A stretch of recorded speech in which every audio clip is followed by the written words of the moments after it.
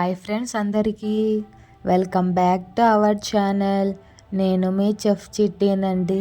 ఈరోజు మనం ఎంతో ఈజీగా టేస్టీగా రెడీ అయ్యే పాలకూర పప్పుని ఎలా చేయాలో చూసేద్దామండి.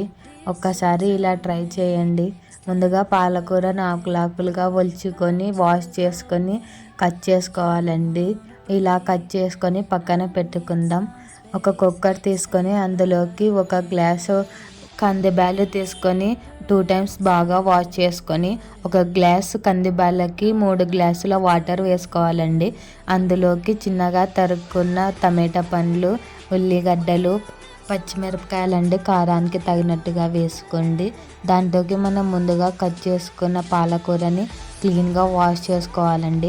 వాష్ చేసుకొని అందులోకి కొత్తిమీర, పచ్చికరివేపాకు, పసుపు, చింతపండు వేసుకొని నూనె వేసుకొని మూత పెట్టేసి ఒక 6 విజిల్స్ ఇప్పియాలండి. ఇప్పించినాక పప్పు అనేది మెత్తగా అయినాక అందులోకి ఉప్పు వేసుకొని తగినంత ఉప్పు వేసుకొని బాగా రేముకోవాలండి. పప్పు అనేది మెత్తగా అయ్యేంత వరకు బాగా రేముకొని పక్కన పెట్టేసుకుంటాం.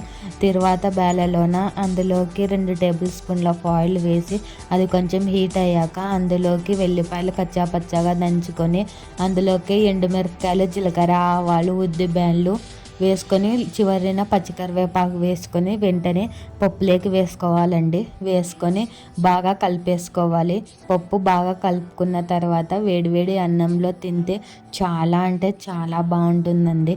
ఆకుకూరలు మన ఆరోగ్యానికి చాలా మంచిది కదండి. ఈ పాలకూర తినడం వల్ల చాలా విటమిన్స్ వస్తాయండి. అండ్ స్కిన్ కూడా చాలా బాగుంటుంది.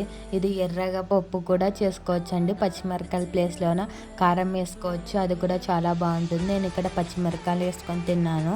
ఇక్కడ నేను వేడివేడి అన్నం వేసుకొని పప్పు వేసుకొని దొండకాయ ఫ్రై వేసుకొని సైడ్ డిష్కి అండ్ వడియాలు పెట్టుకొని తింటుంటే చాలా అంటే చాలా బాగుందండి.